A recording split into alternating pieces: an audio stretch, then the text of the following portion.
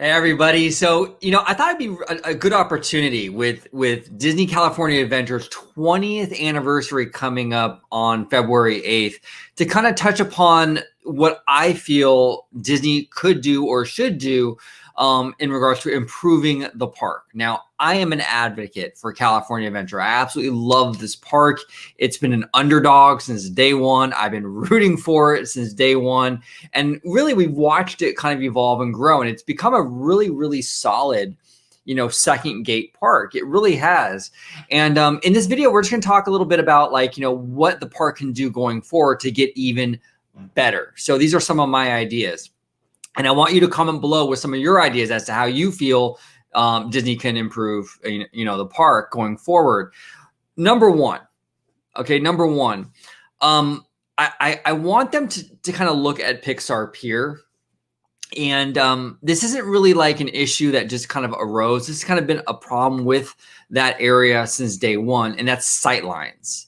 Okay, the sightlines in the pier area are pretty bad, particularly this right here. You can see right over the coaster. You can see the power lines, a lot, depending on where you're standing in the pier, you can see the convention center behind it.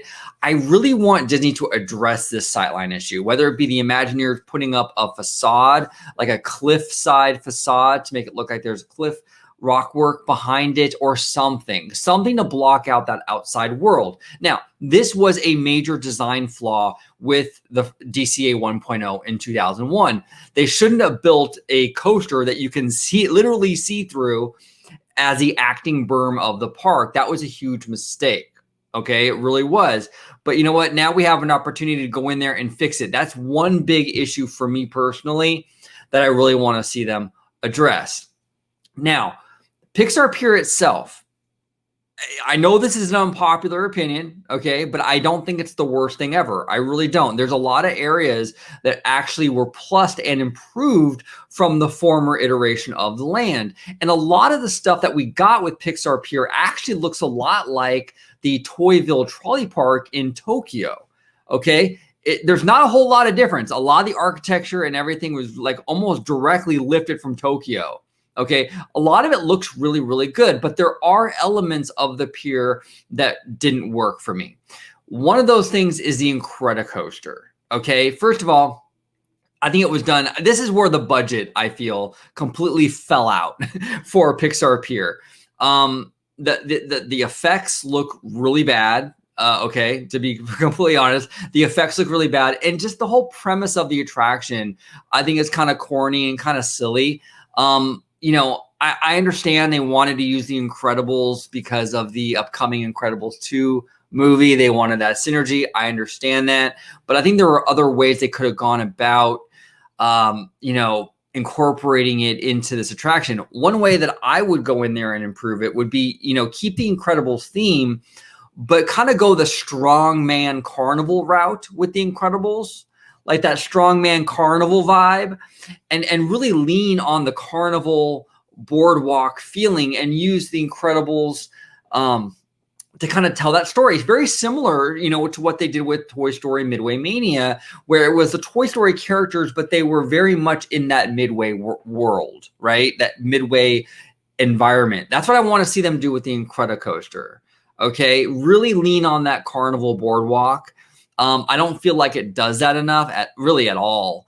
And I feel like it really doesn't work on the current pier. So that's another big issue I hope Disney tackles. Now, moving across to the other side of the park, Hollywoodland. This is the elephant in the room. They have to address Hollywoodland, okay? They have to address it. Now, a lot of people say, well, just make it all Avengers. Just make it all Marvel.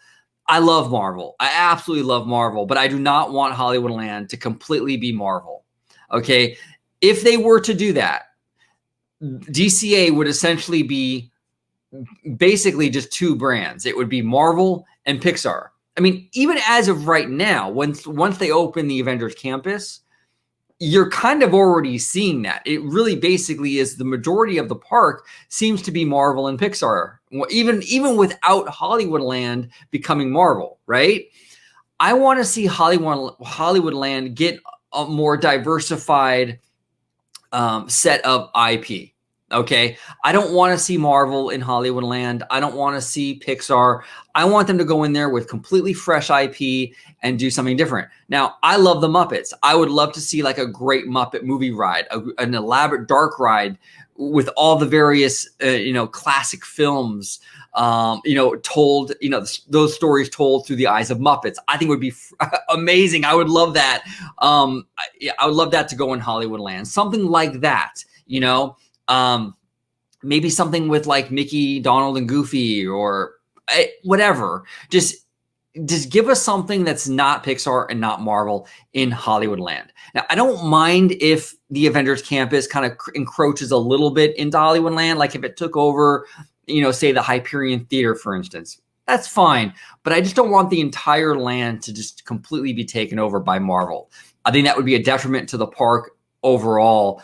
I think the park needs more variety. I really do. And Hollywoodland is a land where they can really, it has an opportunity to do that and give us a little bit more of a variety. And they should definitely take that opportunity to do that.